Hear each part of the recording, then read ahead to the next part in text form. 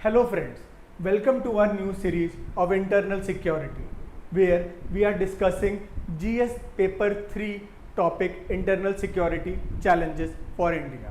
Here not just we are developing the multi-dimensional understanding of all the challenges that India face, but we are also trying to give you how to attempt UPSC mains answer writing.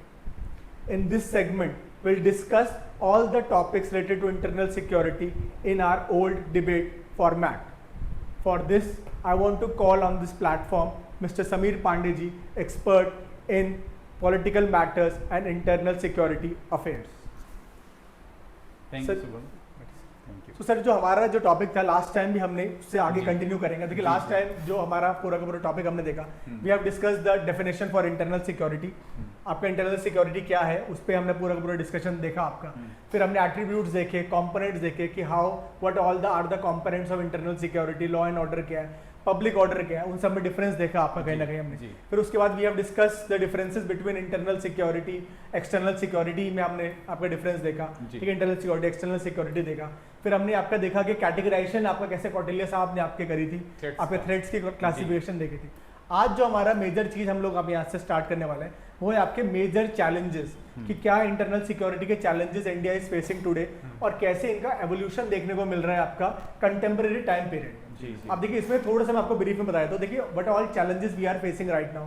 पहला जो सबसे most important challenge जो आपका हमेशा से बना हुआ है या कॉन्स्टेंटली मैं कहूँगा कि इंडिया के लिए थ्रेट बना हुआ और परसीव्ड थ्रेट भी है, वो है आपका कहीं ना कहीं टेररिज्म और क्रॉस बॉर्डर थ्रेट्स। इसके अलावा हम देखें तो कम्युनल टेंशन है, साइबर क्राइम एक उभरता हुआ कहीं ना कहीं आपका एक इंडिया के लिए सिक्योरिटी चैलेंज है। फिर इलीगल आपके इमिग्रेशन जैसी चीजें हम देखने को मिलती है, सोशल अनरेस्ट है, ड्रग अब्यूज है, ऑर्गेनाइज्ड क्राइम है।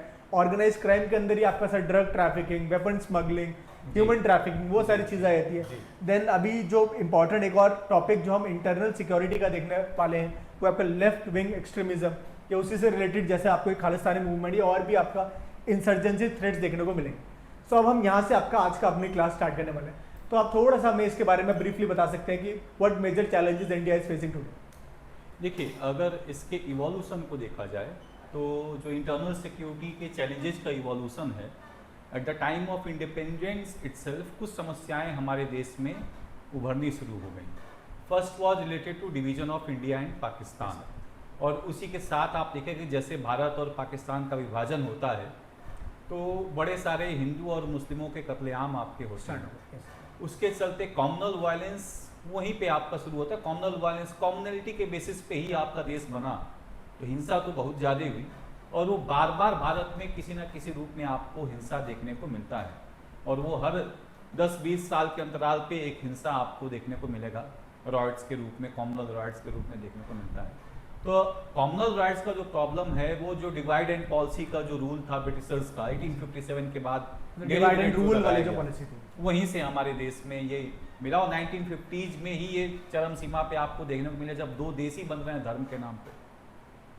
फिर उसी समय अगर आप देखेगा इंडिया इंडिपेंडेंस के समय ही हमारे देश में जबरदस्त गरीबी, बेरोजगारी और निरक्षरता आपकी रही। इसको तुरंत कोई इंटरनल सिक्योरिटी का चैलेंज आपका नहीं बना ये, लेकिन ये सारे इंटरनल सिक्योरिटी के चैलेंजेस तो नहीं, कुछ बड़े आपके चुनौतियों का न्यू बना।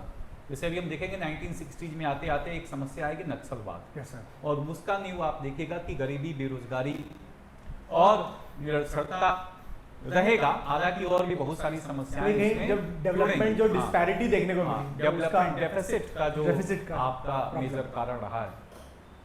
तो 1950 में कॉमनल वायलेंस, दूसरा आपका समस्या जो हमारे साथ आया वो क्रॉस बॉर्डर टेररिज्म का स्टार्ट हुआ वहीं से, जो बाद में अलग अलग रूपों में देखने को मिलेगा। क्योंकि पाकिस्तान 1947 में हमसे युद्ध लड़ा, उसमें वो हारा, तो वहाँ से फिर युद्ध को जन्म दिया जाता है 1965 में, 1971 में, और फिर कारगिल वार के रूप में आप देखिएगा ऑपरेशन सिंदूर अभी रिसेंट आप देख रहे हैं। तो उस समय जो आपका वो हार आपका होता है, उसको बार बार हारने से वो एक प्रॉक्सी वॉर शुरू करेगा, और वो 1980s में कल्मिनेट करेगा इन द आपके form of demand of Khalistan supported by Pakistan, backed by Pakistan, backed by Pakistan आपका रहेगा। तो 1950s के आसपास एक और समस्या हमारे देश में आया, भाषावाद, लिंग्विज्म। अच्छा। हालांकि उस भाषावाद का समाधान हमने बड़े अच्छे से किया, स्टेट रिऑर्गेनाइजेशन एक्ट जो 1956 में बनाया गया, आंध्र प्रदेश पहला स्टेट उसमें सारे राज्यों को हमने भाषा के आधार पर बनाया। हालांकि जो फजल अली आयोग था उसने कहा कि 1 स्टेट 1 लैंग्वेज पॉलिसी हम नहीं मानेंगे, लेकिन तब भी भाषा की समस्या को हमने उस समय समाधान कर दिया। 1950 में एक और समस्या हमारे देश में जन्म लिया और वो था नॉर्थ ईस्ट में विद्रोह की बातें। जो आप देखिएगा नॉर्थ ईस्ट अभी हम लोग पढ़ेंगे तो उसका इंटीग्रेशन जिस तरह से रेस्ट ऑफ इंडिया का, मतलब पूरे इंडिया का इंटीग्रेशन है, वैसे नहीं आपका। ब्रिटिशर्स का डेलिब्रेट पॉलिसी था कि उस एरिया को भारत से अलग रखा जाए। तो 1950s में ही एक वहाँ पे लोकल लीडर हैं आपके फीजो साहब, ए फीजो, जो कि वहाँ पे विद्रोह का बिगुल बजाएंगे 1954 में। तो नॉर्थ ईस्ट इंसर्जेंसी 1954 में आपका शुरू होगा। नॉर्थ ईस्ट इंसर्जेंसी के बाद अगर आप देखिएगा तो 1960s के आसपास communist party of India Marxist Leninist बनती है 1964 में, और उसी में एक लोकल लीडर है चारू मजूमदार, जो कि मेजर रोल प्ले करेंगे 1967 में नक्सलबारी विलेज में जाके एक हिंसात्मक आपके कार्य को जन्म दिया जाएगा, और वहीं से नक्सलिज्म का जन्म आपका होता है। इसको लेफ्ट विंग एक्सट्रीमिज्म कहते हैं। तो कहेंगे नॉर्थ ईस्ट इंसर्जेंसी और नक्सलिज्म कहीं ना कहीं कनेक्टेड कह सकते हैं हम लोग? जी कनेक्टेड है, लेकिन दोनों का जो विचारधारा है अलग है, और दोनों दो तरह की आपके आतंकवाद के प्रकार आपको देखने को मिलेंगे। North east insurgency ethno nationalist terrorism को सपोर्ट करता है, और जो आपका जो यहाँ पे वामपंथी है नक्सलिज्म आपका है, ये आइडियोलॉजी ओरिएंटेड टेररिज्म का विचारधारा है। नॉर्थ ईस्ट वालों को चाहिए कि उनका एक नया देश बन जाए, या राज्य बन जाए, ज़्यादा स्वायत्ता मिल जाए। नक्सलिज्म को चाहिए कि पूरे देश में ही रिवॉल्यूशन लेके आए और सरकार को उखाड़ के फेंक के अपनी सरकार को लागू करें। तो उसमें अंतर आपके हैं काफ़ी। तो 1967 में आपका नक्सलिज्म आएगा। 1980s के आसपास आपके पाकिस्तान ट्राई करेगा, क्योंकि वहाँ पे 3 हार हमसे हार चुका। 1947, 1965, 1971 सबसे ज्यादा बदनामी वाला हार, और उसको समझ में आ गया कि हम सीधे सीधे भारत से नहीं लड़ सकते, तो वो प्रॉक्सी वॉर स्टार्ट करेगा। First it will try to support Punjab, और वहाँ पे खालिस्तान की मांग, इथनो नेशनलिस्ट टेररिज्म को सपोर्ट करेगा, निर्जाति राष्ट्रवादी आतंकवाद को समर्थन देगा। जब देखेगा कि यहाँ पे असफल हो जा रहा है, ऑपरेशन ब्लू स्टार के बाद, ऑपरेशन ब्लू स्टार उनका जो लीडर था झंडे वाला वो मारा गया, और हमारे प्रधानमंत्री भी को अभिलाष आपका हुआ, इंदिरा गांधी भी मारी गई। तो देखा कि जब ये असफल हो रहा है तो उसने सारी ताकत आपके जम्मू कश्मीर में झोंक दी, रिलीजियस टेररिज्म को, मिलिटेंसी का राइज, जम्मू कश्मीर मिलिटेंसी, धार्मिक आतंकवाद के साथ साथ ISI का जो नारा है टू कट इंडिया इनटू 1000, तो वो आपके स्टेट स्पॉन्सर टेररिज्म को भी सहारा देके वहां पे आगे बढ़ना शुरू कर दिया। फिर आप देखिएगा 1990s के आसपास हमारे देश में जो पूरे विश्व में आपके ग्लोबलाइजेशन को बढ़ावा दिया जा रहा है, तो इससे आवागमन बहुत तेज हो रहा है। संगठित अपराध तो है ही, लेकिन संगठित अपराध के साथ साथ आप देखिएगा कि वैश्विक स्तर पे संगठित अपराध आपका बढ़ना शुरू हो जाएगा, ट्रांसनेशनल ऑर्गेनाइज्ड क्राइम 1990s के आसपास। तो 1990s में ही एक और समस्या को जन्म आपका मिलेगा, हालांकि वो पहले बेहतरी के लिए होगा, बाद में चुनौती बन के सामने आएगा, और वो है ICT revolution, information communication technology, जिसके वजह से साइबर सिक्योरिटी की समस्याएं आपके पूरे विश्व में आएंगी। तो ये आपका इवोल्यूशन अगर आप देखिएगा तो इवोल्यूशन आपका है। इस इवोल्यूशन पे आप देख सकते हैं कि जो हम लोग बातें डिस्कस कर रहे हैं यही आपके हमारे टॉपिक्स हैं जो आपको UPSC में तैयार करना। अगर आप इसको देखिएगा तो these topics are the same जो हम लोग इवोल्यूशन के रूप में यहाँ पे देख रहे हैं, जैसे यही समस्याएं आपको देखने को मिलेगा। इन्हीं समस्याओं में आप देखेगा कि जैसे आपका जो हिंटरलैंड में टेररिज्म है, जम्मू कश्मीर में जो मिलिटेंसी है, नॉर्थ ईस्ट में इंसर्जेंसी है, लेफ्ट विंग एक्सट्रीमिज्म है, ऑर्गेनाइज्ड क्राइम है, कॉम्युनलिज्म है, जो लिंग्विज्म का आपका समस्या है, कास्ट वायलेंस जो आपका है, आपके रिलीजन वायलेंस है, कॉम्युनलिज्म है, साइबर क्राइम है, border management and coastal security, ये आपकी पूरी समरी है जो आपको UPSC में पढ़ना है। तो दीज आर द प्रॉब्लम्स जो इवॉल्व हुए हैं समय समय के साथ। 1950s में एक समस्या आई, और फिर 1960s में आई, 1980s में आई, 1990s में आई, तो समय समय पे ये समस्याएं हमारे देश में आती रही। अब सर देखिए पर्टिकुलर जो कुछ कुछ टॉपिक से आपसे थोड़ा सा यहीं पे जानना चाहूंगा, ब्रीफली आप हमें समराइज करते चलिएगा। अब देखिए सर पहला जो इसमें आपने बात करी नॉर्थ ईस्ट इंसर्जेंसी की बात करी, तो देखिए तो देखा गया है कि जो नॉर्थ ईस्ट इंसर्जेंसी है वो कहीं ना कहीं आपके ये है कि पूरा का पूरा जो एरिया है नॉर्थ ईस्ट का वो इन्वॉल्व है, वहाँ पे बहुत सारे आपके रिबल ग्रुप्स हैं और कहा यह जाता है कि all these rebel groups are basically without any cause, कि वो विदाउट एनी कॉज आपके लड़ रहे हैं। नहीं, ऐसा नहीं है।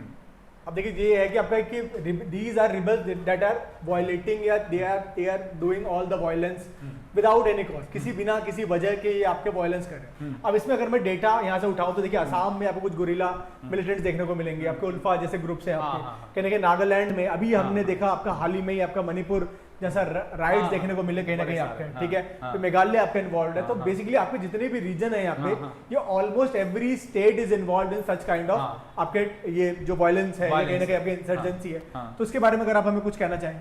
देखिए इसमें ऐसा नहीं है कि ये बिना किसी कारण के हैं। More than 100 tribes are there in north east and every tribes has different culture, आपके थॉट प्रोसेस, खान पान अलग है, रहन सहन अलग है, विचारधारा अलग है और ये आपस में मिलते जुलते बहुत ज़्यादा नहीं है। और ये अपने लोकल ऑटोनॉमी को, लोकल आपके एक तरह से कहा जाएगा कि राइट्स को लेके बड़े सजग हैं। तो इस वजह से आप देखेगा कि हर जगह पे जो आप देखेगा अलग अलग ट्राइब्स हैं। जैसे अगर आप बात करिएगा पूरे के पूरे आसाम में national democratic front of Bodoland आपका है जो बोडोज के लिए लड़ रहा है। फिर आपके यहाँ पे देखिएगा अल्फा पूरे आसाम के लिए लगा, आसाम फॉर आसामीज आपका नारा दिया। अगर आप यहीं पे यहाँ पे चले आए नागालैंड में तो NSCN-IM है, national socialist council of Nagaland, greater Nagaland की बात करते हैं। एक ही था, फिर वो इसाक मुहिबा खापलान और उसके बाद कई सारे ग्रुपों में टूट गया। फिर आप यहाँ पे बात करिएगा मेघालय में तो गारो, खासी, जैंतिया ये तीनों आपके लड़ रहे हैं। तो ये जरूर स्प्लिंटर ग्रुप्स हैं लेकिन सबके आइडियोलॉजी अलग हैं, सबके इंटरेस्ट अलग है इनके पास और अपने हित का संरक्षण करने के लिए। अब देखिए नागा और इस समय पहले मैती और आपके कुकीज में हुआ, इस समय समस्या आपके नागा और कुकीज में बढ़ रहा है। तो अब इसके बाद ऐसे ही सर एक नेक्स्ट जो हमारे को देखने को मिलता है वो है आपका लेफ्ट विंग टेररिज्म की, एक्सट्रीमिज्म की बात करते हैं जी। टेररिज्म में बोलो तो कोई गलत नहीं है। अब देखिए सर इसमें सरकार का सिंपल सा आपका कहना है कि 2026 जो आपका करंट ईयर है इसमें हमने पूरा का पूरा आपके ये खत्म कर दिया गया, नक्सलवाद पूरा खत्म पे आ गया। इसमें आपके लिए 2 फोटोग्राफ्स भी लेके आए जिसमें थोड़ा सा कंपैरिजन आपको बताया कि इंडिया टुडे की फोटो आपके कहीं ना कहीं और एक NDTV की फोटो है। अब देखिए सर क्या आपका कहा क्या गया था कि वो जो आपका पूरा का पूरा रेड कॉरिडोर की बात करते हैं आपके, ठीक है, जो आपके पशुपति से आपके तिरुपति तक बात करते हैं, तो वो एरियाज कहीं ना कहीं आपके रिड्यूस हो गए, ठीक है। फॉर एग्जाम्पल अगर आपका देखा जाए तो इंसिडेंट्स की अगर बात करूँ 2013 में अगर 200 मतलब 182 आपके डिस्ट्रिक्ट से जो आपके लेफ्ट विंग एक्सट्रीमिज्म से अफेक्टेड थे वो 2025 में आपके 18 डिस्ट्रिक्ट से आसपास बन जाए। ये अगर मैं 2026 की बात करूं तो यहाँ पे सिर्फ और सिर्फ 2 ही ऐसे डिस्ट्रिक्ट है आपके जो आपके नेक्स्ट आपके जो लेफ्ट विंग एक्सट्रीमिज्म से कहीं ना कहीं अफेक्टेड है। तो क्या मान लिया जाए कि जो लेफ्ट विंग टेररिज्म है जैसे सरकार भी आपका कह रही है ये पूरी तरह से समाप्त हो गया है या कहीं ना कहीं अभी भी हमें अर्बन नक्सलिज्म जैसे इसके नए फॉर्म्स देखने को मिलते हैं वो अभी भी जीवित है? देखिए आइडियोलॉजी को पूरी तरह से समाप्त करना तो संभव नहीं होता। आइडियोलॉजी बीज रूप में कहीं ना कहीं रहेगा ही रहेगा, लेकिन आइडियोलॉजी को समाप्त अगर नहीं भी कर रहे हैं तो उसके अल्टरनेटिव आइडियोलॉजी आप डेवलप कर सकते हैं। लोग जिस चलते इस आइडियोलॉजी को फॉलो कर रहे थे अगर उसका अल्टरनेटिव लोगों को मिल जाएगा तो ये आइडियोलॉजी रह के भी कुछ बिगाड़ नहीं पाएगा। जैसे मेजर समस्याएं थी कि लोग मुख्य धारा में नहीं जुड़ पा रहे थे। With the creation of 2 states Chhattisgarh and Jharkhand along with Uttarakhand में तो समस्या थी नहीं, लेकिन जैसे झारखंड और छत्तीसगढ़ बना तो लोकल लोगों को रिकॉग्निशन मिलना शुरू हो गया पॉलिटिक्स में। Now they are integrated more in the political system. दूसरी बात धीरे धीरे यहाँ पे अब डेवलपमेंट इनिशिएटिव्स गवर्नमेंट कर पा रही है। गवर्नमेंट ने मल्टी प्रोंग्ड स्ट्रेटेजी उठाया जिसमें NI फॉर NI मतलब अगर आप युद्ध चाहते हैं, शांति नहीं चाहते हैं, हिंसा करिएगा तो राज्य आपको छोड़ेगा नहीं, आपको मारेगा। आप कहीं ना कहीं जैसे हम जो सलमा जुदूम वाला जो चीज देखते हैं तो वो ना कहीं आपके जो ह्यूमन राइट्स है उसका वायलेशन। सलमा जुदूम तो एक इंस्टेंस आपका है जिसको आपके सुप्रीम कोर्ट ने भी कहा कि ये नहीं होना चाहिए क्योंकि आर्म्ड सिटीजन्स कहीं पे भी शोभा नहीं देता स्टेट को कि नागरिक हथियार उठा ले अपने रक्षा के लिए। इसका मतलब तो ये है कि सरकार किसी लायक नहीं रह गई है, कैपेबल नहीं है। पुलिस वाले कह रहे हैं कि हम नहीं रक्षा कर पाएंगे। तो सलवा जुलूम तो एक एब्रेशन के रूप में आप देख सकते हैं, उसको डिस्कस किया जाएगा नक्सलिज्म में। लेकिन इसमें यह है कि गवर्नमेंट ने मल्टी प्रोंग स्ट्रेटजी अपनाया है, समाधान प्रिंसिपल है आपके पास। समाधान प्रिंसिपल है। अब आप लोग FCRA में लगातार गवर्नमेंट आपके चेंजेस कर रही है, लोगों को रहता है कि क्यों चेंज कर रही है। यही प्रभाव है कि फंडिंग नहीं पहुंचती इनके पास। अर्बन नक्सल जरूर हैं, उनकी चुनौतियों को टैकल किया जाएगा। अगर इनको चोक करने की जो कोशिश है उसमें कहीं ना कहीं सरकार का गवर्नमेंट सफल रही है।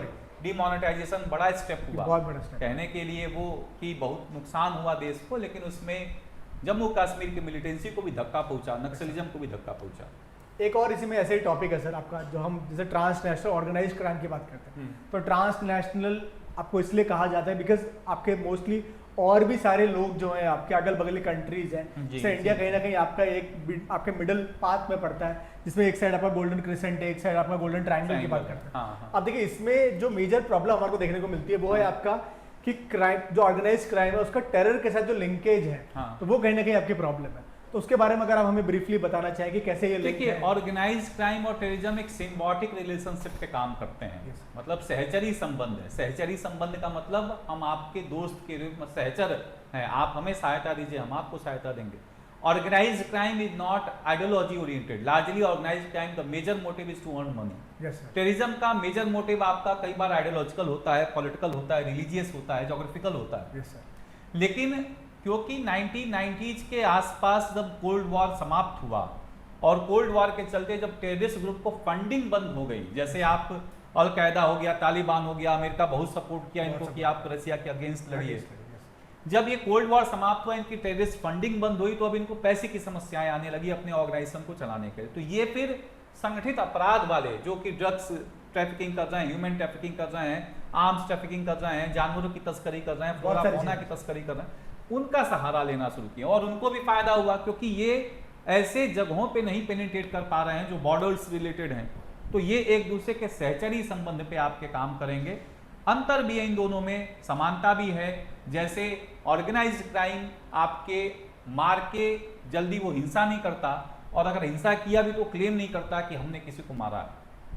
टेररिस्ट ऑर्गेनाइजेशंस का पहला काम है कि वो बड़े स्तर पे हिंसा करेंगे, और नहीं भी मारा है तो क्लेम करने का प्रयास करेंगे कि हम नहीं मारा है, क्योंकि उनका मेजर एम है to instil terror in the minds of the people. लोगों के अंदर डर, गवर्नमेंट को मैसेज देने की कोशिश करते हैं, मैसेज देने का प्रयास, इंस्टेबिलिटी का आपका सिचुएशन दिखाने की कोशिश करते हैं। तो अंतर तो है ही, वो हैवी एमुनिशंस का उपयोग करते हैं, ये बड़े आपके छोटे लेवल पे आर्म्स एमुनिशंस का उपयोग। देखिए सर, आपने बिल्कुल ठीक बताया। जैसे नेक्सस की अगर बात करूं तो वो प्रॉफिट कहीं ना कहीं आपके या ग्रीड का मोटिव आपका ऑर्गेनाइज्ड क्राइम के साथ जुड़ा हुआ है, जिसमें आपके लोकल एक्सटॉर्शन गैंग्स आए थे, गैंग्स आपका टेरर मॉड्यूल, जैसे आपके लॉरेंस बिश्नोई की अगर बात करें तो कहीं ना कहीं इनका इतना बड़ा आज के डेट में मॉड्यूल हो गया, वो कहीं ना कहीं टेरर से आपका लिंक है। आपका दाऊद का ग्रुप रहा, आपका डी कंपनी रहा, फिर नार्को टेररिज्म एक आपने जैसे ड्रग ट्रैफिकिंग की बात करी तो उनका कहीं ना कहीं रिलेशन देखने को मिलता है। डी कंपनी आपने एग्जांपल दे दिया। अब इनका मोड 1 जो है वो आपका वन ऑफ ट्रांजैक्शंस की बात करता है, आपका सिंपल जैसे हवाला जो चलता था आपका, या मनी लॉन्ड्रिंग की बात करें उसके थ्रू कहीं ना कहीं चलाने की बात करते हैं। फिर एक स्टैंडिंग अलायंस का आपका,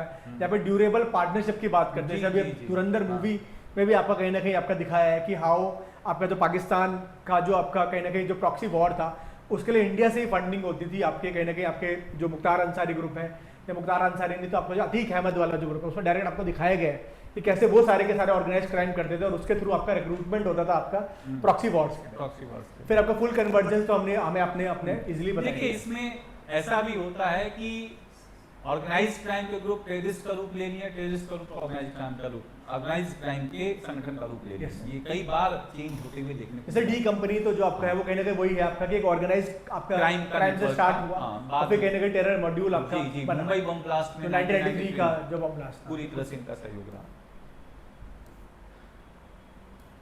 अब नेक्स्ट हमें जो सर इस पे बात करनी है वो है आपके जो चैलेंजेस की बात थी, या अभी आपने जैसे बात करी कि हमारे 2 टाइप के आपके चैलेंजेस देखने को मिलते हैं, थ्रेड्स देखने को मिलते हैं। देखिए हमारा ट्रेडिशनल थ्रेड, फिर आपने जैसे बताया कि आफ्टर 1990 आप कहीं ना कहीं जैसे हमारा इकोनॉमी रिफॉर्मेशन आपके आए, आईसीटी का कल्चर देखने को मिला, तो उससे सहित आपके बहुत सारे और भी प्रॉब्लम्स देखने को मिलते हैं। तो अब जो हमारे जो ट्रेडिशनल सिक्योरिटी का जो थ्रेट्स थे वो कहीं ना कहीं इवॉल्व हो गए हमारे नए थ्रेट्स में। जैसे आपका क्लाइमेट क्राइसिस आपका कहीं ना कहीं है, आपका लून वॉल्फ अटैक की अगर बात करूँ तो वो कहीं ना कहीं आपका है। फिर ड्रोन वॉरफेयर, वो सारी चीज़ें हमारे को यहाँ पे नॉन ट्रेडिशनल सिक्योरिटी में देखने को मिलती है। अब देखिए सर, ये जो कंपैरिजन है ये तो आपका हमें समझ में आता है आपका। इसके अलावा जो फैक्टर्स आपके कहीं ना कहीं आपके एम्प्लॉयड हैं, जो ये आपके इंटरनल सिक्योरिटी के थ्रेट्स आपके पैदा करते हैं, उनके बारे में अगर हमें कुछ बताएं आपके क्या क्या फैक्टर्स आपके इन्वॉल्व है, क्योंकि क्वेश्चन मेंस में आपका ऐसा बनता है। देखिए, जो इंटरनल सिक्योरिटी के थ्रेट्स हैं, जैसा कि आप इवोल्यूशन से देख रहे हैं, इवोल्यूशन से ही वो बातें निकल के सामने आ जाएंगी थ्रेट क्या है। जैसे पहला आप इवोल्यूशन में प्रॉब्लम क्या देखे हैं, कम्युनलिज्म, पार्टीशन। हाँ, तो religion is one of the factors. Yes sir. फिर आप देखिएगा भाषावाद एक फैक्टर हो गया, लिंग्विज्म आपका हो गया। फिर इथनिक टेंशंस एक फैक्टर हो गया। फिर आप नक्सलिज्म को देखें तो नक्सलिज्म में क्या मिलेगा, पॉवर्टी, अनएम्प्लॉयमेंट, इलिटरेसी, ये सबका बेस है। This is not only for Naxalism, regional disparity. Naxalism का सबसे बड़ा जो बेस है जंगल जमीन से विस्थापन, ये भी आपका है। फिर डेवलपमेंट डेफिसिट है, गवर्नेंस डेफिसिट आपका है, सरकार की योजनाएं लोगों तक पहुंचती नहीं, लोगों की आवाज सरकार तक नहीं पहुंचती। तो there is a wide gap between the communication of government and the citizens. Grievance mechanism आपका प्रॉपर नहीं है, तो ये प्रॉब्लम आपके नक्सलिज्म में देखने को मिलेगा। तो आपके जंगल जमीन से विस्थापन, डेवलपमेंट डेफिसिट, गवर्नेंस डेफिसिट, फिर मॉडर्नाइजेशन ऑफ पुलिस सिस्टम आपको नहीं है। है भी कहीं पे पुलिस सिस्टम काम कर रही है तो वो क्या कर रही है, आपके बहुत ज्यादा आपके हिंसा कर दे रही है। वो जो क्रिमिनल जस्टिस सिस्टम की जो प्रॉब्लम्स है CJS की, कई बार पुलिस पे ह्यूमन राइट्स वायलेशंस के एलिगेशंस लगाए जा रहे हैं, जो आसपा के केस में आप देखिएगा अभी। फिर पुलिस कस्टडी में काफी सारे कस्टोडियल डेथ की जो समस्या है। फिर क्रिमिनल जस्टिस सिस्टम हमारे देश में प्रॉपर नहीं काम करता है, जिसमें अपराध को रोकना, अपराध का तहकीकात करना, उस पर आपके अभियोजन चलाना और फिर अल्टीमेटली आपको जेल भेजना, ये सब आपकी समस्याएं हैं। तो ये सारी, फिर बॉर्डर मैनेजमेंट हमारे देश में बड़ा पोरस बॉर्डर है, बहुत सारे चुनौती वाला रहा। पोरस बॉर्डर हमने बड़े सारे देशों के साथ रखे हैं।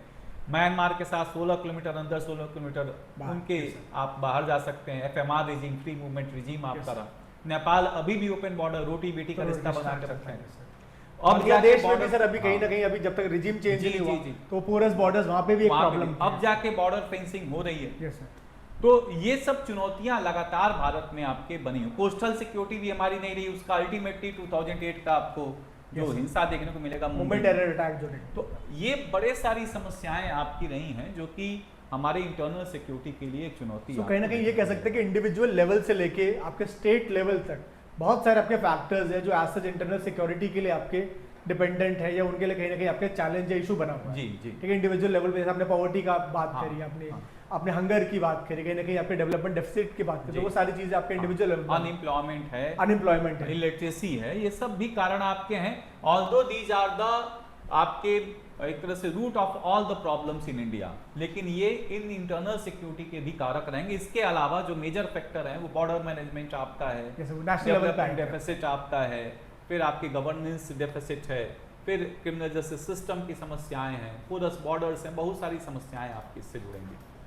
अब सर इसमें आगे जैसे आपने बताया कि जैसे हमने ये वी इनहेरिटेड दिस थ्री, आपके द फर्स्ट 3 फैक्टर्स है वो इंडिपेंडेंस है हमारे मिल गए, जिसमें आपका जैसे रिलीजन आपने एक चीज बताया, कल्चरल असर्टिवनेस कहीं ना कहीं आपका एक पार्ट बन जाता है। अब इसके आगे अगर हम देखें आपका कि ये जो आपका पाकिस्तान की जो पॉलिसी रही कि डिक्लेयर्ड पॉलिसी थी आपके पाकिस्तान की कि ब्लीड इंडिया 2000 कट, वो आपका देखिए अब ये एक आपका कहीं ना कहीं एवोल्यूशन देखने को मिला, जिसमें पहले वो जो ब्लीड करते थे वो आपका डायरेक्ट वॉर से, फिर उसके बाद प्रॉक्सी वॉर, जैसे आपने खालिस्तान का एग्जांपल दिया, आपके जो जम्मू कश्मीर की मिलिटेंसी है, अब कहीं ना कहीं उसमें ड्रोन वॉरफेयर जैसी चीज़ या ड्रोन में का यूज़ करके आप स्मगलिंग देख सकते हैं जो पंजाब के बॉर्डर में आपको देखने को मिलता है। तो वो सारी चीज़ें भी हैं। अब देखिए धुरंधर मूवी में भी सर आपका इसका पूरा दिखाया गया, ये जो आपके अयूब खान साहब है शायद, उनसे ये स्टार्ट होता है, तो उसके बाद अब मेजर इकबाल ने फिर ISI की कमान संभाली और एक मेजर थ्रेट बन गए जिनकी यही स्ट्रैटेजी आपकी रही। अब देखिए सर इसमें मैं ये जानना चाहता हूँ कि गवर्नमेंट का क्या स्ट्रक्चर है, कि गवर्नमेंट इस पर कैसे रिएक्ट करता है, या क्या हमारे पास ऐसा कोई स्टैंडर्ड ऑफ प्रोसीजर है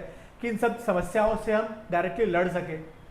देखिए हर आपकी समस्या के लिए अलग SOP बनाया गया, स्टैंडर्ड ऑफ प्रोसीजर आपके बनाए, नॉर्थ ईस्ट के लिए अलग है, नक्सलिज्म के लिए अलग है, जम्मू कश्मीर की मिलिटेंसी के लिए अलग है, और जो सबसे इंपॉर्टेंट मिनिस्ट्री हमारे देश में काम करती है इसको लेके वो मिनिस्ट्री ऑफ होम अफेयर्स। इसको आपके इनपुट मिलेगा मिनिस्ट्री ऑफ डिफेंस से, मिनिस्ट्री ऑफ कम्युनिकेशन से, मिनिस्ट्री ऑफ फाइनेंस से, सब मंत्रालय आपस में जुड़े हुए हैं। लेकिन मेजर जो हमारे इंटरनल सिक्योरिटी का मैंडेट है, क्योंकि आप देखिएगा लॉ एंड ऑर्डर, पुलिस, ये जो आपका स्टेट का सब्जेक्ट है, तो इसमें यूनियन मिनिस्ट्री तो बहुत कुछ कर नहीं सकती, होम मिनिस्ट्री, लेकिन ये जनरल गाइडलाइंस तैयार करते हैं, एक एसओपी तैयार करते हैं, स्टैंडर्ड ऑफ प्रोसीजर तैयार करते हैं, रिफॉर्म लेके आते हैं, बड़े बड़े आपकी संस्थाएं इनके पास हैं जो रिसर्च एंड डेवलपमेंट करते हैं, और वो सारा स्टेट को पास ऑन किया जाता है। प्लस आर्टिकल जब आप 355 पढ़ेगा कॉन्स्टिट्यूशन का, तो उसमें ये बोला गया है कि it is the responsibility of the union to protect the state from internal as well as external disturbance. ये केंद्र सरकार की जिम्मेदारी है कि राज्यों को बाहरी और आंतरिक गड़बड़ियों से बचाए। उस मैंडेट का यूज करके ये बड़े सारे अपने पावर्स का यूटिलाइजेशन करते हैं। फिर 356 आर्टिकल है, अगर कोई बहुत लॉ एंड ऑर्डर के प्रॉब्लम ऐसा हो जाए जो इंटरनल सिक्योरिटी को थ्रेट दे रहा है, तो वहाँ पे स्टेट इमरजेंसी प्रेसिडेंट रूल लागू किया जा सकता है। तो इस मैंडेट के अंदर आपका सबसे इंपॉर्टेंट जो मंत्रालय हमारे देश में है वो MHA, ministry of home affairs. इसमें बड़े सारे डिविजन्स हैं, डिपार्टमेंट्स हैं, जैसे डिपार्टमेंट ऑफ होम है, डिपार्टमेंट ऑफ स्टेट है, डिपार्टमेंट ऑफ लैंग्वेज है, डिपार्टमेंट ऑफ इंटरनल सिक्योरिटी है, ये डिपार्टमेंट ऑफ बॉर्डर मैनेजमेंट है। ये सब आपके डिपार्टमेंट आप देखिएगा, इन सारों की ये जिम्मेदारी है कि ये भारत में इंटरनल सिक्योरिटी को मेंटेन करें। तो ये सबसे इंपॉर्टेंट मंत्रालय है। सर आपने बिल्कुल अपने जैसे अपने बता दिया, आपके फंक्शन जैसे मॉनिटर करता है इंटरनल सिक्योरिटी सिचुएशन जी, इशू करता है अप्रोप्रिएट एडवाइजरीज, इंटेलिजेंस इनपुट का साथ शेयर करता है। तो इसी के अंडर आपका जो IB या हम और भी ऑर्गेनाइजेशन देखते हैं, आपका NIA है, हाँ, वो सारा MHA के अंदर ही काम करते हैं। फिर एक्सटेंड करता है मैन पावर को, फाइनेंशियल सपोर्ट देता है, आपके गाइडेंस एक्सपर्टीज देता है, आपका स्टैंड आपके जितने भी स्टेट हमारे CRPF, BSF, जो सेंट्रल आर्म पुलिस फोर्सेज है, सब इसी के अंदर काम करते हैं। अब सर इसमें जो नेक्स्ट में आपको जानना था, आपने डिपार्टमेंट्स कैसे बात करी, तो क्या इन डिपार्टमेंट्स का स्पेसिफिक मैंडेट होता है या क्या ये अलग से भी काम कर सकते हैं? एकदम एक स्पेसिफिक मैंडेट है, लेकिन they are not water tight compartment से बाउंड नहीं है। ये जरूर एक, क्योंकि ये सारे जो डिपार्टमेंट इनके सेक्रेटरी होंगे और इनके ऊपर एक बैठे होंगे होम सेक्रेटरी, गृह सचिव। तो गृह सचिव के अंदर तो सारे डिपार्टमेंट आ रहे हैं, गृह सचिव के ऊपर गृह मंत्री। तो ये सब कोई वाटर टाइट डिपार्टमेंट्स नहीं है। Inter department coordination, department coordination के बिना तो बात ही नहीं बनेगा। तो जैसे department of Jammu and Kashmir and Ladakh हो गया है, तो अब ये पूरे जम्मू कश्मीर के और लद्दाख के डेवलपमेंट के रिलेशन में आपका काम है। देखिए जम्मू कश्मीर का इतना महत्व रहा कि इसके लिए डिपार्टमेंट भी आपका है। जैसे डिपार्टमेंट ऑफ लैंग्वेज है, तो आप देखिएगा हिंदी दिवस के अंदर मिनिस्ट्री ऑफ होम काफ़ी ज़्यादा प्रयास करता है कि हिंदी भाषा को बढ़ाया जाए। होम मिनिस्टर ही उसके लिए रिस्पॉन्सिबल आपके हैं, तो ये बात आप देख सकते हैं। इसके अलावा सर जैसे डिपार्टमेंट ऑफ बॉर्डर मैनेजमेंट है, हाँ, तो ये आपका बेसिकली ये इसके इसी का मैंडेट है कि बॉर्डर सिक्योरिटी, फेंसिंग की हम बात करें, और जो आपके बॉर्डर एरिया का डेवलपमेंट है वो भी सब इसी के अंदर आते हैं। सब इसी के अंदर, इसीलिए तो आपके next to prime minister is home minister generally माना जाता है। लड़ाई होगी तब डिफेंस मिनिस्टर का रोल होगा। होम मिनिस्ट्री का रोल तो सालों साल 24 घंटे चलने वाला, पीस टाइम में सबसे इंपॉर्टेंट रोल इसी का, ज़्यादा इंपॉर्टेंट आपका रोल इसी का रहता है। फिर आपने जैसे डिपार्टमेंट ऑफ होम की बात करी, जो कहीं ना कहीं आपका ये मिनिस्टर्स, प्राइम मिनिस्टर्स के अपॉइंटमेंट, गवर्नर्स के अपॉइंटमेंट, नोटिफिकेशन वगैरह, नोटिफिकेशन आपका है, जनरल सेंसस करवाना, ये सब सेंसस भी इसी की जिम्मेदारी है। ठीक है सर। फिर ये सर इसमें आगे डिपार्टमेंट ऑफ ऑफिशियल लैंग्वेज आपने बता दिया, जैसे ऑफिशियल लैंग्वेज प्रमोट, जिसमें अभी हिंदी की आपने बात करी, हिंदी दिवस आपका। फिर उसके बाद हमारे डिपार्टमेंट ऑफ स्टेट्स है, तो सर ये क्या करता है? ये basically department of centre state coordination का बड़ा इंपॉर्टेंट रोल आपका है, ठीक है। और सेंटर स्टेट में क्या क्या नए आपके कंपोनेंट्स हो सकते हैं, जैसे ह्यूमन राइट्स वगैरह भी इसी के अंदर आता है आपका। जैसे ह्यूमन राइट का अगर जैसे कोई प्रॉब्लम है, ये आपके कहीं ना कहीं आपके प्रिजन रिफॉर्म्स की अगर बात करूं, बिकॉज़ प्रिजन रिफॉर्म्स इसके अंदर आएगा, तो पुलिस रिफॉर्म्स को लेके ये काम आपके करते हैं। प्रिजन रिफॉर्म्स, पुलिस रिफॉर्म्स, ये दोनों आपका इसके अंदर रहेगा, तो सब काम करते हैं। मानव अधिकार का भी ये काम करेंगे, पेंशन से रिलेटेड भी ये काम करेंगे। अब एक और इम्पोर्टेंट, जैसे हमने जो आपके न्यू आपके जो क्राइसिस देखे या जो नॉन ट्रेडिशनल थ्रेट्स की अगर हमने आपका पहले पिक्चर में जो बात करी थी, उसमें एक सबसे इम्पोर्टेंट जो आपका थ्रेट निकल के आता है वो है आपका क्लाइमेट चेंज जी, जो कहीं ना कहीं आपका डिजास्टर मैनेजमेंट है। हाँ। तो आपको डिजास्टर मैनेजमेंट भी, क्योंकि इसी का डिवीजन है आपका, डिजास्टर मैनेजमेंट डिवीजन है। अच्छा, तो एक संभाग है, डिपार्टमेंट का दर्जा नहीं दिया गया, डिवीजन है। तो ये सारे डिपार्टमेंट में जो आपका ये जो आपका डिवीजन है, ये काफ़ी इंपॉर्टेंट रोल प्ले करता है आपके रिहेबिलिटेशन हो गया, पुनर्वास हो गया, प्रतिक्रिया करने के लिए, रिकवरी करने के लिए, जो आपके नेचुरल डिजास्टर्स से मैन मेड डिजास्टर्स, सबके रेस्टोरेशन, रिहेबिलिटेशन, आपके इन सब की बात यही करते हैं, सब यही करेगा। ठीक है सर। तो कैपेसिटी बिल्डिंग लिखा हुआ है, प्रिवेंशन मिटिगेशन, हाँ। उसके लिए इंपॉर्टेंट जो आपका है, जैसे हम जो एनडीए में ऐप देखते हैं उसके अंदर तो डायरेक्टली आपका प्राइम मिनिस्टर आपका उसको हाँ head वो करता है। आपका जरूर है, तो वो क्लैश नहीं होता सर इसके साथ? नहीं नहीं, ये सब कोऑर्डिनेशन का आपका बात है, कोऑर्डिनेशन कोऑपरेशन पे आपका काम होगा। देखिए जो आपके डिजास्टर्स कभी आते हैं तो डिजास्टर्स आने के लिए हमने एनडीए में बना रखा है, नेशनल डिजास्टर मैनेजमेंट एक्ट बना रखा है Authority है 2005 उसके में। अंदर। हाँ, उसके अंदर एनडीआरएफ है, नेशनल डिजास्टर रिस्पांस फोर्स है, Yes, sir, response. National disaster response, state disaster response force है, Yes, sir. National disaster relief fund भी एनडीआरएफ भी आपका है। लेकिन कई बार आपको मैक्सिमम टाइम आप क्या करते हैं, एमएचए की जो बटालियंस होते हैं जगह जगह पे पोस्टेड होते हैं, कहीं सीआरपीएफ है, कहीं तो रिजर्व फोर्सेज है, रिजर्व फोर्स है, तो सबसे ज्यादा जरूरत तो इन्हीं की पड़ती है, तो इनका साथ कोऑर्डिनेशन रहेगा। अब सर जो नेक्स्ट जो मेरे को आपसे जानना है वो आपके की एलिमेंट्स हैं आपके जी। की इंटरनल सिक्योरिटी के एज सच जो हमने अगर डॉक्ट्रिन जो हमने बनाया है, हम्म। ठीक है, वैसे हमें एक जरूरत है आपके नेशनल सिक्योरिटी डॉक्ट्रिन, इसी के मतलब लैक जी, ऑफ नेशनल जी, सिक्योरिटी जी। डॉक्ट्रिन की वजह से ही हाँ। काफी समस्या देखने को मिलती है। अब ये जो अगर हम इंटरनल सिक्योरिटी डॉक्ट्रिन की बात करें तो उसके एलिमेंट्स क्या है, ये क्या होने चाहिए, आप उसके बारे में अगर हमें कुछ बताएं। देखिए प्रॉब्लम्स जो आपको समझ में आ रहे हैं उन्हीं प्रॉब्लम्स को समझ के आप एलिमेंट्स निकाल सकते हैं। जैसे अगर आप इसमें देखिएगा तो बड़े सारे कंपोनेंट आपके प्रॉब्लम से ही आएंगे, इसमें मेजर एक आपका सॉल्यूशन निकल के आएगा पॉलिटिकल, फिर सोशियो इकोनॉमिक आएगा, गवर्नेंस के चैलेंज को देखते हुए पॉलिटिकल आपके बॉर्डर मैनेजमेंट आएगा, साइबर सिक्योरिटी आएगा, फिर सेंटर स्टेट कोऑर्डिनेशन आएगा, इंटेलिजेंस फेलियर हमारे देश में बहुत ज़्यादा रहा है वो रहेगा, पुलिस रिफॉर्म्स आपके रहेंगे, तो आपके एडमिनिस्ट्रेटिव फेलियर्स रहा है तो एडमिनिस्ट्रेशन को सुधारने के लिए रहेगा, गवर्नेंस फेलियर रहा है तो गवर्नेंस रिफॉर्म्स आपके लेके आने पड़ेंगे। मतलब प्रॉब्लम्स की आपने कहा हाँ, प्रॉब्लम्स को ही अगर आप उसका पलट के लिखिए तो आपको सॉल्यूशंस मिलने शुरू हो जाएंगे। अब इसको थोड़ा और डिटेल में हम लोग देख सकते हैं एक एक करके। जैसे आपके पॉलिटिकल सॉल्यूशन अगर आप देखिएगा तो पॉलिटिकल सॉल्यूशन में अगर आप बात करिएगा तो किस तरह के सॉल्यूशन हम लेके आ सकते हैं, जैसे किस तरह का डिमांड है इस पे बात होगा। If the demand is secessionist movement और सेपरेटिस्ट मूवमेंट और the local demand is there. Secessionist का जो मतलब है पृथकतावाद और अलग हो जाना, और सेपरेटिस्ट का मतलब है कि कॉन्स्टिट्यूशन के अंदर रहते ही हम अपने अधिकारों को और बढ़ाने का प्रयास कर रहे हैं, ऑटोनॉमी की बात है। Secessionist is a specific case of separatist, मतलब सेपरेटिस्ट के अंदर ही सेसेशनिस्ट आते हैं, लेकिन उनका मेजर एम क्या है, हम भारत से अलग होंगे, जैसे खालिस्तान रहा, जैसे आपका नॉर्थ ईस्ट में नागालैंड की बात, ग्रेटर नागालैंड की बात, वो भारत से अलग होना चाहते हैं। इसमें कोई कॉम्प्रोमाइज नहीं हुई, हमारे कॉन्स्टिट्यूशन में कोई ऐसा बात नहीं है जिसमें आपको अलग होने का कोई अधिकार मिलता हो। हैवी हैंड से गवर्नमेंट इसका फोर्स का यूज करे, इसको दबाने का प्रयास करे, जो मिल रहे हैं उनको मिलाने का प्रयास करे, और अल्टरनेटिव मैकेनिज्म वहां पे चाक आउट करे।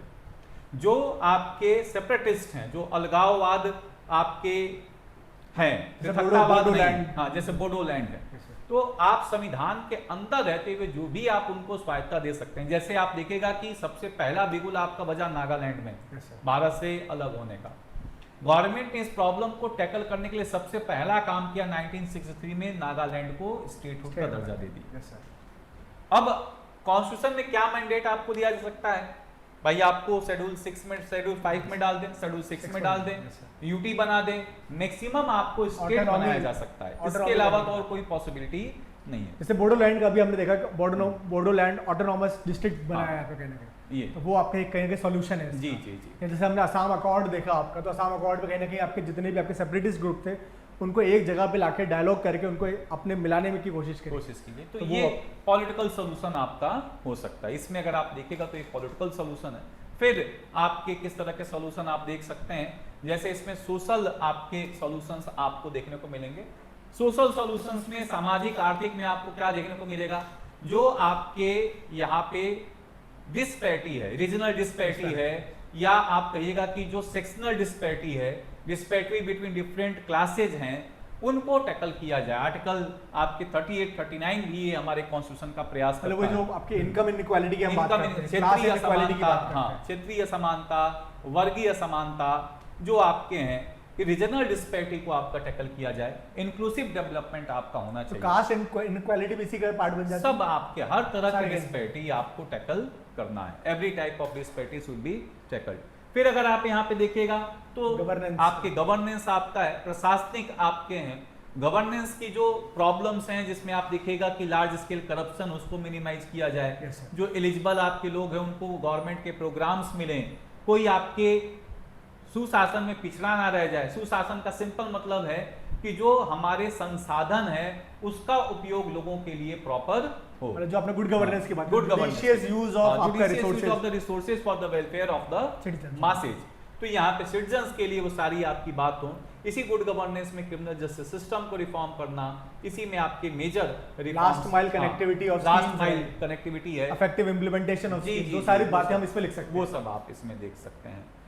ठीक है, इसके अलावा सिर्फ पुलिस और सिक्योरिटी फोर्सेस की बात आई। ये बेसिकली काफी इंपॉर्टेंट है। एक तो मॉडर्नाइजेशन ऑफ वेपनरी, ये तो होता ही है लगातार। दूसरा उनको ह्यूमन फेस देना ताकि वो अपने कठोर बल का उपयोग ना करें। सिटीजन्स के साथ ही रहते हैं तो सिटीजन्स के ऊपर आप बहुत ज्यादा कठोर बल का उपयोग नहीं कर सकते, दुश्मन नहीं है यहाँ के नागरिक। Yes, sir. तो आसपा को थोड़ा और मॉल्ड करना, arm forces special power act को, सीआरपीएफ, आईटीबीपी जितने भी फोर्सेज पब्लिक के साथ इंटरेक्ट कर रहे हैं उनको समझाना कि ह्यूमन राइट्स का वायलेशन ना करें, तो सेंसिटिविटी जो ट्रेनिंग की हम बात करते हाँ हैं, वो सब आप कि जैसे मिशन कर्मयोगी के अंदर आपका वही है कि आपका जो रूल बेस्ड ब्यूरोक्रेसी से हाँ। रोल बेस्ड ब्यूरोक्रेसी ब्यूरोक्रेसी वो इसी का ही पार्ट बन जी जाता है जी जी, अपने कैपेसिटी को डेवलप करते रहें लगातार। ये इसमें सिक्योरिटी फोर्सेस का भी अपग्रेडेशन की भी बात कही जा जी सकती जी है। एकदम सिक्योरिटी फोर्सेज का upgradation, modernisation of weaponry, modernisation of security forces, proper training, Capacity building वगैरह सब इसी का बिल्डिंग part आपकी होनी चाहिए।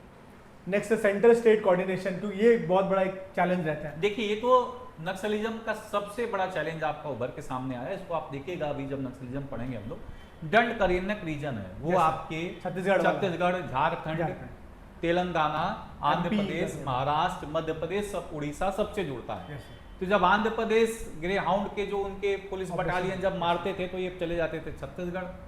छत्तीसगढ़ की पुलिस का इससे कोई कोऑर्डिनेशन ही नहीं है।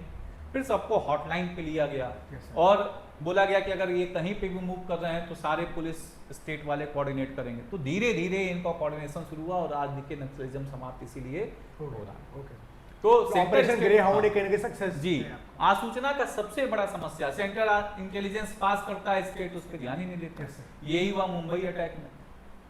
सेंटर लगातार 1 महीने तक आसूचना दे रहा है, लेकिन भाई 1 महीने तक आसूचना आप क्यों दे रहे हैं? Yes, sir. स्पेसिफिक आसूचना देना पड़ेगा। तो लेकिन सर वो तो उनको तो हाँ। यही होता है ना कि सर एक दिन चाहिए होता है उनको जी कहीं ना जी, कहीं। अब टेररिस्ट भी ऐसे हैं कि वो ऐसे ही आसूचना देते हैं कि हम हाँ। आज अटैक कर रहे हैं, कल अटैक कर रहे हैं, परसों अटैक कर रहे हैं। वो भी तो हमेशा signals देते विजिलेंट हैं। रहना पड़ता है। वो भी सिग्नल्स देते हैं, ये भी सिग्नल्स कैच करते हैं, ये पास ऑन करते हैं स्टेट को। तो ये मेजर आपका रहेगा सेंटर स्टेट कोऑर्डिनेशन। इसके लिए एमएससी बनाया गया, मल्टी एजेंसी सेंटर आपका बनाया गया। तो ये जो सर जैसे हम सेंटर स्टेट कोऑर्डिनेशन की बात करते हैं तो इसी के अंदर जो इंटर स्टेट काउंसिल है, जोनल काउंसिल की हम बात करते हैं, वो सब ये लार्जली डेवलपमेंटल वर्क के लिए बनाया गया है। उसके इससे सिक्योरिटी से कोई एकदम रिलेटेड है, लेकिन उनका मेजर फोकस तो गवर्नेंस इशू है ना, सुशासन का काम है। अब मल्टी एजेंसी सेंटर वो स्पेसिफिकली इसके लिए बनाया गया। एनआईए है स्पेसिफिकली इसके लिए काम नेट ग्रिड की हम जैसे बात नेट ग्रिड है आपका, स्पेसिफिकली एनटीआरओ है, national technical NTRO research organisation है, NCIPC है, national critical infrastructure information protection आपका जो सिस्टम है वो इसीलिए बनाया गया। तो ऐसे अब आपके ऑर्गेनाइजेशंस बनाए जा रहे हैं जो कि काम करेंगे सेंटर स्टेट रिलेशंस को लेके। नेक्स्ट इंटेलिजेंस की अभी हम बात ही जी, करेंगे। वो तो तो इंटेलिजेंस का आपका ये जो आपने इंटेलिजेंस बताया शेयरिंग का मेजर काम आपका रहेगा। मल्टी एजेंसी हाँ, सेंटर्स इसके लिए काम centers, कर रहे हैं। जी, जी। एनटीआरओ की आपने बात, anti national technical research organisation, सब ऑर्गेनाइजेशन, नेट ग्रिड वगैरह भी सब इसी के नेट पार्ट ग्रिड, हैं। जी जी जी। नेक्स्ट जो हमें देखना है सर बॉर्डर मैनेजमेंट का, क्योंकि बहुत बड़ा इशू रहा। हाँ, ये तो क्या आपका हमारा सारा बॉर्डर ही समस्याग्रस्त है। वैसे इंडिया आपके काफी बड़े लेवल पे आपका हाँ। कहीं ना कहीं कोस्टल बॉर्डर्स है लगभग हमारे, 15,200 15,000 किलोमीटर का आपके लैंड बॉर्डर्स है, जिसमें आप बहुत सारे सर आपके ऐसे हैं जो पोरस बॉर्डर्स है, Porous borders कहीं ना कहीं हैं। आपके वहाँ पे रफ टेरेन्स है, Rough आपका कोई terrains सी बह रही है, कोई रिवर बह रही है, हर वो तरह सारा का प्रॉब्लम यहाँ पे है। बॉर्डर का आपका इशू है, तो उसको टैकल करना जरूरी है। बॉर्डर मैनेजमेंट में अब गवर्नमेंट इसमें बड़े प्रयासों से बॉर्डर मैनेजमेंट आपका कर रहा है। फेंसिंग की बात करें, बॉर्डर रेडियो फेंसिंग के सेंसर साथ साथ टेक्निकल आपके बोल्ट क्यूटी आप देखिएगा, बोल्ट क्यूटी एक इनिशिएटिव है बोल्ट क्यूआईटी हाँ, की QIT आपका है, जिसके अंदर अब सेंसर्स, राडार्स, CIMBS की बात करते हैं, comprehensive integrated border management system जो है आपका, कॉम्प्रिहेंसिव वो कहीं ना कहीं इसी इंटीग्रेटेड, जी एकदम वही सब आपका इसमें यूज किया जा रहा है। नेक्स्ट सर जो लास्ट हमारा जो बच जाता है वो है आपका साइबर सिक्योरिटी, आपका चैलेंज है। ये तो सबसे ज़्यादा जरूरी है क्योंकि whole world is now totally dependent upon cyber world, और अगला युद्ध जो जीतेगा वो साइबर वॉरफेयर का ही वॉरफेयर होगा। अभी देखिए जो ड्रोन वॉरफेयर में आपका खेल हो रहा है, that is nothing but cyber warfare. Drones are totally manage by radar system और रिमोट सेंसिंग डिवाइसेज आपके हैं, तो वो साइबर सिक्योरिटी सबसे इम्पॉर्टेंट आपका रोल प्ले कर रहा है। हमें अपने साइबर सिक्योरिटी को और इम्पोर्टेंस देना चाहिए। भारत बहुत फ्रेजाइल स्टेट में है साइबर सिक्योरिटी, प्रॉपर फायरवॉल्स वगैरह नहीं हमारे कुछ पास भी है। हमारे देश में साइबर सिक्योरिटी के नाम पे बहुत अच्छा नहीं है। ना तो हमारे पास अपने सर्च इंजन है, ना तो हमारे पास कोई सेमीकंडक्टर डिवाइसेज अपने हैं, ना तो हम चिप मैन्युफैक्चर करते हैं। प्रयास बहुत है लेकिन अभी कोई मेजर आउटपुट नहीं है। तो किसी ऐसे देश से लड़ाई ना हो जाए जो यही मैन्युफैक्चर करता है। अच्छा, भाई चाइना ऐसे, जैसे अगर हाँ, देश। ऐसे देश से लड़ाई हो जो मैन्युफैक्चर नहीं करता, उससे तो आसान है। अब किसी बात पे विवाद हो जाए अमेरिका से तो समस्या ही है, क्योंकि सारी सिक्योरिटी हम उन्हीं का यूज कर रहे हैं। Yes sir. तो जैसे हमने देखा था सर अपने कारगिल वॉर में भी उन्होंने जीपीएस डिनाई कर दिया था। हाँ। तो अगर उनके साथ वॉर होगी तो वो फिर क्यों ही देंगे फिर? हाँ, ये सब आपका है, हालांकि अल्टरनेटिव्स बहुत सारे हैं। सो सर आज के लिए फिर अब इतना ही रखते जी। हैं, ठीक है। नेक्स्ट क्लास में हमें आपका जो एक्सटर्नल सिक्योरिटी है उसके रिलेटेड जो मेजर इश्यूज है उस पर उसको देखेंगे। discuss आज के लिए धन्यवाद सर, ठीक है। Thank कल आपसे दोबारा इसी पे मुलाकात होगी। Thank you. अपने दर्शकों को भी धन्यवाद करना चाहूँगा आज के लिए, ठीक है। आज की हमारी सेकंड क्लास थी आपका। ऐसे ही आपके 1 बाय 1 हम सारे के सारे टॉपिक्स यहाँ पे कवर करने की कोशिश करेंगे इंटरनल सिक्योरिटी के, और कोशिश करेंगे कि आपको इसी से रिलेटेड आपके जो मेंस के क्वेश्चन है उसके भी मॉडल आंसर्स या कैसे उनको अटेम्प्ट करना है वो सब भी आपकी क्लासेस आपके रेगुलरली मिलते रहे। सो आज के लिए इतने ही रखेंगे, आज से बने रहिएगा, नेक्स्ट क्लास में जरूर शामिल होइएगा। धन्यवाद।